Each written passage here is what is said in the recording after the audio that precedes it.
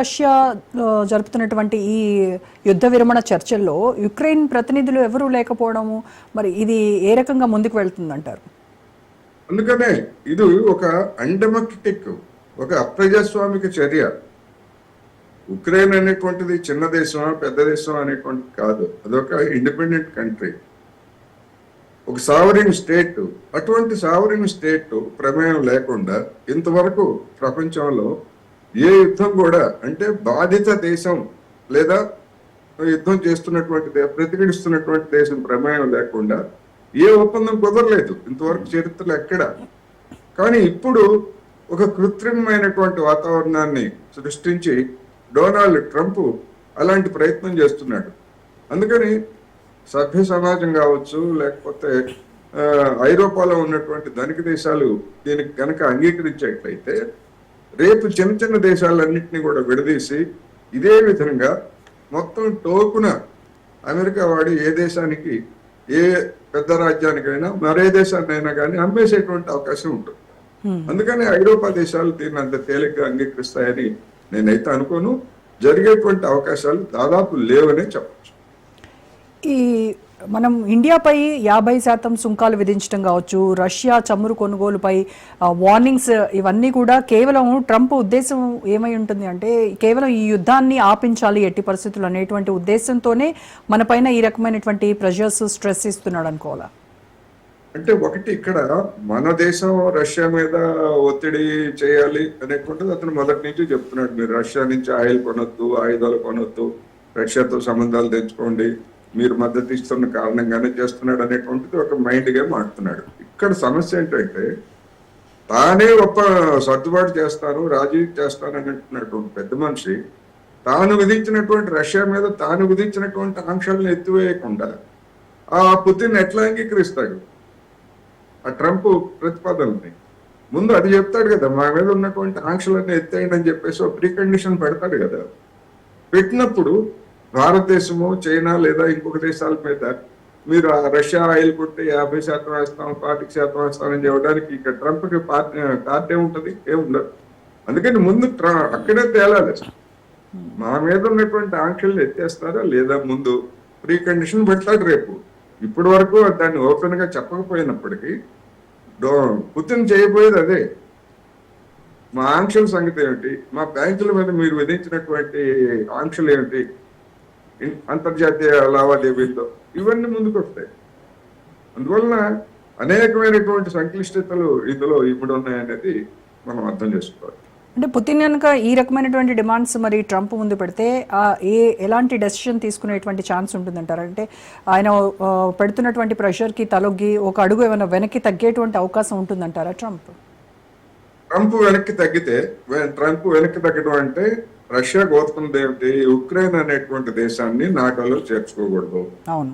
రెండోది, ఉక్రెయిన్ గడ్డ మీద ఏ ఐరోపా దేశానికి సంబంధించినటువంటి మిలిటరీని కూడా అక్కడ ఉంచకూడదు. రెండు, డాన్బాస్ లేకపోతే మరొక 5 ప్రాంతాలు ఉన్నాయి. ఈ 5 ప్రాంతాలని స్వతంత్ర దేశాలుగా రష్యాలో విలీనం చేయమని చెప్పట్లేదు వాళ్ళు, స్వతంత్ర దేశాలుగా పరిగణించి వాటికి గుర్తింపు ఇవ్వాలి అంటున్నాడు. అంటే దాని అర్థం ఏమిటంటే ఉక్రెయిన్ మధ్య, రష్యా మధ్య బఫర్ జోన్ లాగా ఈ ప్రాంతాలు ఉంటాయి. అందుకని భవిష్యత్తులో ఉక్రెయిన్ లో ఒకవేళ రాజకీయ మార్పులు వచ్చి అది నాటోలో చేరినా గానీ వెంటనే రష్యా మీద దాడి చేయడానికి లేదా రష్యా సమీపంలోకి ఆయుధాలని చేర్చడానికి అవకాశం ఉంది. అందుకని ఆ విధమైనటువంటి బఫర్ జోన్ ని రష్యా కూడా డిమాండ్ చేస్తూ ఉంది. మరి దానికి అంగీకరిస్తారా? దానికి అంగీకరించే సమస్య లేదు. కావాలంటే నేను పదవి నుంచి తప్పుకుంటానని చెప్పేసి జెలెన్స్కీ చెప్తున్నాడు. మరి దానికి అంగీకరించేట్లయితే ఐరోపా దేశాలన్నీ కూడా అమెరికాకి దూరం ఉంటాయి. ఇవన్నీ ఇటువంటి అనేకమైనటువంటి సంక్లిష్టతలు అక్కడ ఇమిడి ఉన్నాయి. అందుకని అటువంటి అవకాశం కూడా లేదనేది నాకు. ఇప్పుడు ఏం చెప్తున్నారు, కొత్తగా ఏం చెప్తున్నారు, కొత్త వాదన ఇవాళ మీడియాలో వచ్చిన దాని ప్రకారం ఒకవేళ ఒప్పందం కుదిరితే లేదా కొన్ని ప్రాంతాలను అప్పగిస్తే $500 బిలియన్ నుంచి లేదా బిలియన్ యూరోల నుంచి €1 ట్రిలియన్ వరకు రష్యా నష్టపరిహారం చెల్లించి ఉక్రెయిన్ పునర్నిర్మాణానికి నిధులు ఇవ్వాలి అని చెప్పేసి చెప్తున్నారు. దానికి పుతిన్ అంగీకరిస్తాడా? అంగీకరించే సమస్య లేదు. అదే. అంత డబ్బు వాడి దగ్గర లేదు. అంత డబ్బు ఉన్నా కానీ వాడు ఎందుకు ఇస్తాడు? పుతిన్ ఎందుకు ఇస్తాడు? ఎక్కడి నుంచి తెచ్చిస్తాడు? అందుకని అనేకమైనటువంటి ఆచరణ సాధ్యంగా అనేటువంటి అనేక అంశాలు ముందుకు వస్తున్నాయి. అందుకనే దీన్ని ఎట్లా పరిష్కరిస్తారు అనేటువంటిది ప్రపంచ సామ్రాజ్యవాదం యొక్క ఒక సంక్షోభానికి ఇది నిదర్శనం. అది సృష్టించినటువంటి సంక్షోభాన్ని ఎట్లా పరిష్కరిస్తుంది? అదే పరిష్కరించాలి. లేకపోయేట్లయితే దాని ఆధిపత్యానికి వేరే రూపంలో గండిపడేటువంటి పరిస్థితిని తనకు తానే సృష్టించుకున్నట్టుగా ఇప్పుడు కనిపిస్తా ఉంది. అయితే రష్యా ఏదైతే డిమాండ్ చేస్తుందో డీనాజిఫికేషన్ కోసం, డీమిలిటరైజేషన్ కోసం ఏదైతే డిమాండ్ చేస్తుందో, ఇది ఎట్టి పరిస్థితుల్లో మీరు అన్నట్టుగా యుక్రెయిన్ అయితే సస్సేమిరా అంటుంది, ఒప్పుకునేటువంటి ఛాన్సే లేదు. మరి అలాంటప్పుడు ఈ యుద్ధానికి ఎండ్ కార్డు ఏ రకంగా పడుతుంది? దాని ముందున్నటువంటి ఆప్షన్స్ ఏంటంటారు అసలు? ఇంకా దానికి ముందున్నటువంటి ఆప్షన్స్ నాకైతే కనిపిస్తున్నాయి అంటే, ఒకటి, గతంలో సోవియట్ యూనియన్ విచ్ఛిన్నమైన సమయంలో ఇదే నాటో కూటమికి చెందినటువంటి దేశాలు రష్యాకి వ్రాతపూర్వకంగా ఒక హామీ ఇచ్చాయి. నాటోని రష్యా వైపుగా మేము విస్తరించము అని చెప్పారు. దానికి కట్టుబడి ఉండేట్లయితే ఇప్పుడు ఈ బఫర్ జోన్ ఏదైతే రష్యా బఫర్ జోన్ గా ఉంటుందో, విలీనం అయితే మా దేశంలో విలీనం చేయొద్దు, కానీ మా రక్షణలో ఉండేటువంటి స్వతంత్ర దేశాలుగా మీరు వాటిని కనుక అంగీకరించేట్లయితే మేము వెనక్కి తగ్గుతాము అని పుతిన్ చెప్పేందుకు అవకాశాలు ఉన్నాయి. సరే, క్రిమియా గురించి అసలు దాని గురించి సంప్రదించడానికి లేదు, నెగోషియేషన్ చేయడానికి లేదని చెప్తున్నాడు అనుకోండి. ఎందుకు అంటే, హిస్టారికల్ గా చూసినప్పుడు క్రిమియా అనేటువంటిది రష్యన్ రిపబ్లిక్ లో భాగం మొదటి నుంచి. అయితే సోవియట్ యూనియన్ ఏర్పడిన తర్వాత అది ఉక్రెయిన్ కి దగ్గరలో సమీపంలో ఉండటంతో పాలనాపరమైనటువంటి సౌలభ్యం కోసం ఒకే దేశంగా ఉంది కనుక ఆ క్రిమియా ప్రాంతాన్ని ఉక్రెయిన్ లో విలీనం చేశారు. 1990లోనే సోవియట్ యూనియన్ విడిపోయి రష్యా, ఉక్రెయిన్ స్వతంత్ర దేశాలుగా ఏర్పడినప్పటికీ ఆ క్రిమియా సమస్యని 2014 వరకు రష్యా కదిలించలేదు. ఎందుకని? అప్పటి వరకు ఉక్రెయిన్ లో తనకు అనుకూలమైనటువంటి ప్రభుత్వాలు కొనసాగాయి కనుక రష్యా క్రిమియా సమస్యను ముందుకు తేలేదు. ఎప్పుడైతే పశ్చిమ దేశాలు కుట్ర చేసి ఉక్రెయిన్ లో ఉన్నటువంటి రష్యా అనుకూలమైనటువంటి అధ్యక్షుడిని కోల్దోసి ఈ జెలెన్స్కీ లేదా అంతకుముందు ఇంకోవాడిని తీసుకొచ్చి పెట్టి ఎప్పుడైతే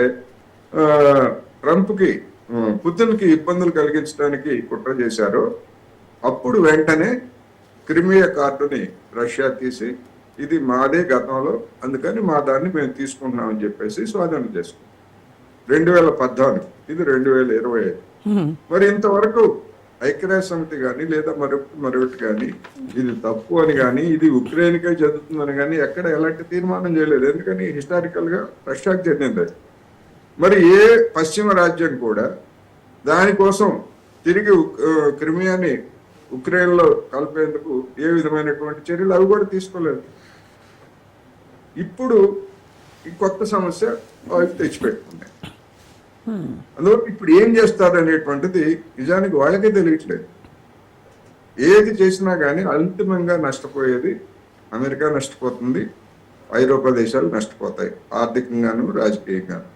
ఎందుకని? ఒకవేళ ఏ కారణంతో బలవంతంగా ఒక సంధిని వృద్ధి చేస్తే వెంటనే జెలెన్స్కీ ఏమడుగుతాడంటే, మరి మా దేశాన్ని పునర్నిర్మించడానికి మీరు చేసే సాయం ఏమిటని అడుగుతాడు. ఎవరు ఇవ్వాలి? అమెరికా ఇవ్వాలి, లేదా ఐరోపాలో ఉన్నటువంటి ధనిక దేశాలు ఇవ్వాలి. మీరే కదా, మీరు చెప్తేనే కదా నేను పుతిన్ తో తగాదా పెట్టుకున్నాను, ఇంత చేసింది మీ కారణంగానే కదా, ఇస్తారా తెస్తారా అని చెప్పేసి రేపు కూర్చుంటే ఇప్పటికే అసలు నిజంగా ఒక 2 నెలల క్రితం అయితే అటువంటి చర్చలు కూడా వచ్చాయి. ఉక్రెయిన్ పునర్నిర్మాణ కాంట్రాక్టు మాకే ఇవ్వాలని చెప్పేసి ఐరోపా దేశాల్లో ఉన్నటువంటి కొన్ని కంపెనీలు డిమాండ్ చేశాయంటే ఎంత అమానుషంగా వ్యవహరిస్తున్నాయి మనం అర్థం చేసుకోవచ్చు. నాశనం చేసేది వాళ్ళే. పునర్నిర్మాణం అంటే నాశనం చేయడానికి వాళ్ళు డబ్బులు ఖర్చు పెడతారు, వాళ్ళకి లాభం వస్తుంది ఆయుధాల ద్వారా. మళ్ళా నిర్మాణానికి వాళ్ళకి ఇవ్వాలట కంపెనీలు. అంటే పెట్టుబడిదారీ వ్యవస్థ, సామ్రాజ్యవాదం లేకపోతే యుద్ధోన్మాదం అనేటువంటిది ఎంత దుర్మార్గంగా ఆలోచిస్తుందో అనే దానికి మన కళ్ళ ముందు జరుగుతున్నటువంటి యుక్రెయిన్ యుద్ధం ఉదాహరణ. ఎప్పుడో జరిగినటువంటి దాన్ని మనం చూడలేదు, ప్రపంచ యుద్ధాన్ని మనం చూడలేదు, కానీ ఇప్పుడు జరుగుతున్నటువంటి దాన్ని మనం చూస్తే వీటి యొక్క నిజ స్వరూపాలు ఏమిటో మనకి స్పష్టంగా కనిపిస్తుంది. Exactly. Thank you so much Koteswararao గారు. సో ఇది ఇవాల్టి special debate. Stay tune to Raj news.